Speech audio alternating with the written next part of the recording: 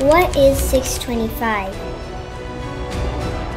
Episode 5: Intervention of Communist Chinese Forces and the Great Battle of the Changjin or Chosin Reservoir. Then how come we did not unify? Before the Korean and UN forces reached Pyongyang, Kim Il-sung had already escaped to China.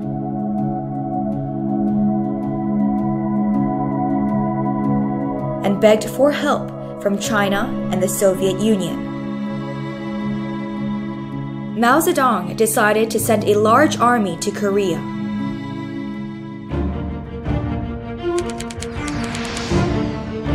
The Chinese sneaked into Korea,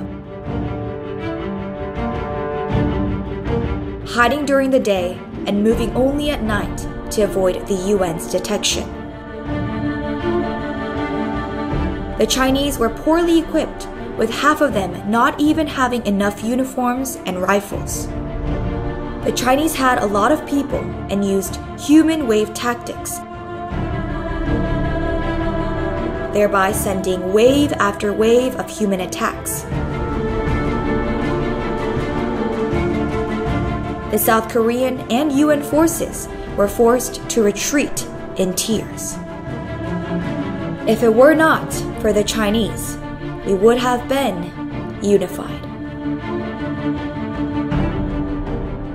How did the Korean and the UN forces fight the communist Chinese? Countless Chinese troops swarmed on our troops, blowing bugles and hitting on gongs.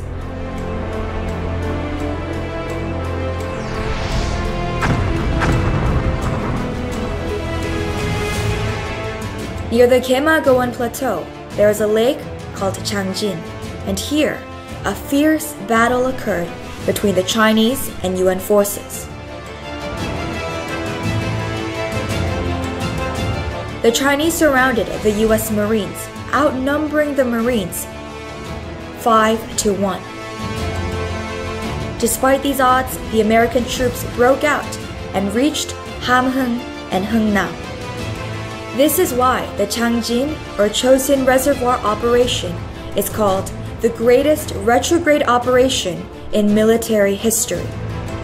During this operation, almost 500 Americans were either killed or went missing.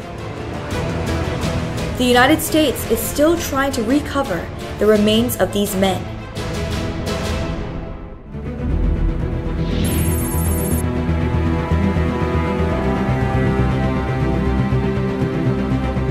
When a South Korean soldier's remains are identified, the United States returns them to South Korea.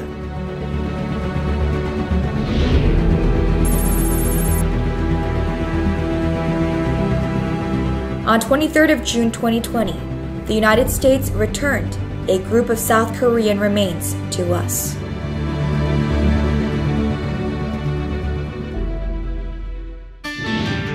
How did the soldiers and refugees get out?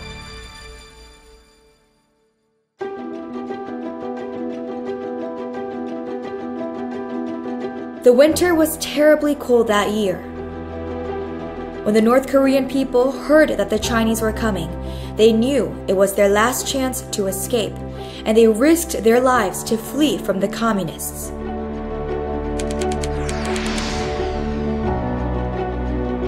At the docks of Hungnam were 100,000 South Korean and American troops waiting to evacuate because there was no land route available. The enemy had surrounded Wonsan and cut off their escape. A large number of civilian refugees gathered at the docks as well. South Korean General Kim Baek-il and his translator Hyun Bong-hak said, "These refugees welcomed us when we came here to North Korea. And if we leave them, they will be killed for sure. We must take them with us." General Kim further told General Almond, "If the US doesn't take the refugees with them, then the South Korean troops and I will take the refugees and fight our way back south on land. General Almond was moved by these two men and decided to take the refugees with him. A large amount of supplies and materials were thrown into the sea,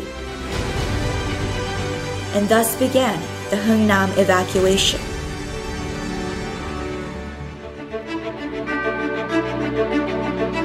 With this operation, over 90,000 refugees were able to reach freedom.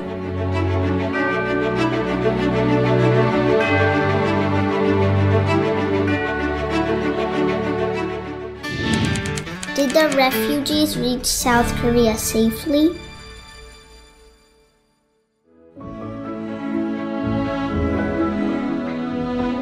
The last ship to leave the Hungnam port was the SS Meredith Victory.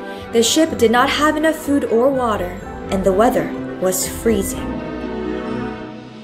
After 3 days at sea, she safely arrived at Koje Island.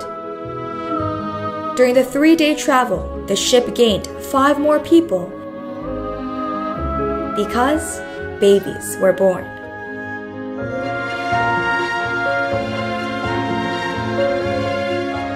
The Americans nicknamed them Kimchi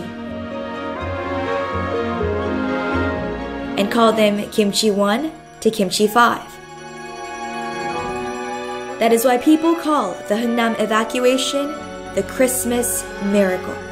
In 2004, the Guinness World Records named SS Meredith Victory as the ship that rescued the most people, 14,000.